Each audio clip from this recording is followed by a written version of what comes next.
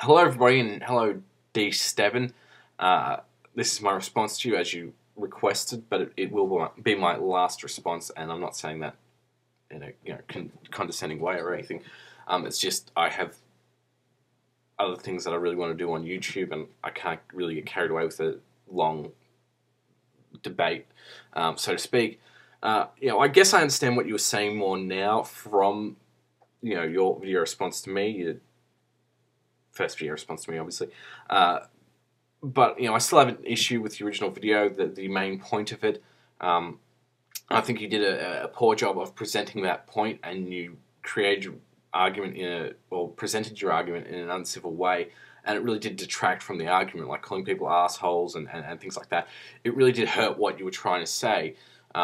It just seemed like you were coming off as a Ring of Honor hater, and whenever somebody does that, it is hard to take them seriously, whether you actually are or you aren't a Ring of Honor hater. It does detract from you. Now, I didn't think I was arguing a straw man point, because a lot of what I was tackling was your actual points, and your actual facts. I could argue against the facts that you had using my own facts, and a lot of it was it's the next part of my video. I've actually got a few dot points here to keep me on topic, so I don't go off on a tangent, which I am now.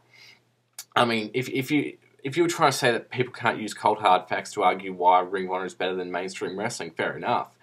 But even when you provided your cold hard facts, which I was arguing, they were out of context.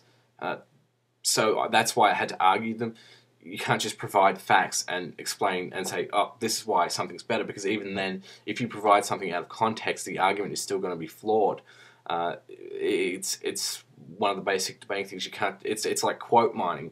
It's something that really annoys me. If facts are good, but if you're quoting them out of context, they don't hold much water, if you know what I mean. So even if people would have only debate with using cold hard facts, and this was one of my points by arguing your facts, and I didn't actually say it in the video, which was one of my flaws in my video, was that you can still argue over the facts just like you can over opinions. I mean, the only thing you can really argue heavily with facts is the business aspect of wrestling. And as I said, the actual business has nothing to do with the quality of the product. They're mutually exclusive things. Well, there's no definitive right and wrong in any argument based off opinions, and I mean the actual arguments being based off opinions as opposed to the thesis. There really is no other way to debate the quality of a certain product. It's like I said, it's all completely subjective, from one person to the other. So really, if you don't take on opinions at all, or even the consensus of people's opinions to determine whether something is good or bad, then most arguments are made up primarily of nothing. One thing that I actually wanted to bring up that I didn't bring up in my first response, which I really should have, you said something somewhere along the lines, I don't think I really tackled it as much as I should have anyway.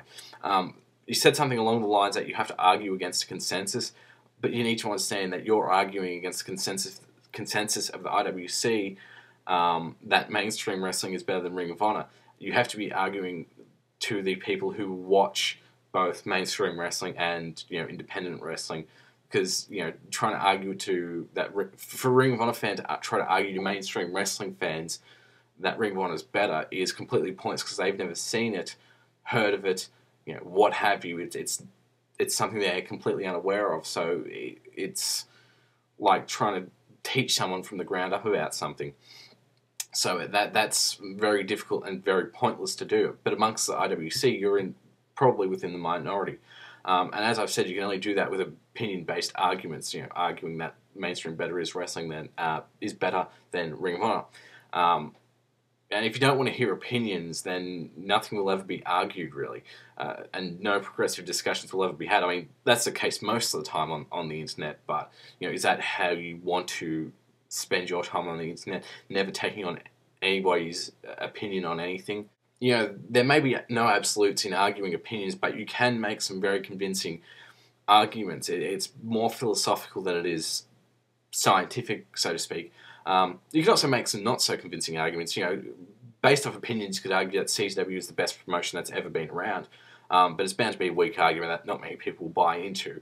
You could argue that Giant Baba is the greatest booker in wrestling history, and you could make a fairly convincing argument based entirely off opinions as to why you would feel that he is the greatest booker who's in wrestling history, or he was the greatest booker in wrestling history at one point. Obviously, you do have to take these arguments with a grain of salt, but when you're arguing against an overwhelming majority about something, then people are going to think there is something wrong, whether it be you're extremely loyal to one product or one company, or you just really, really hate something for whatever reason, which to a lot of people probably seems that is the case.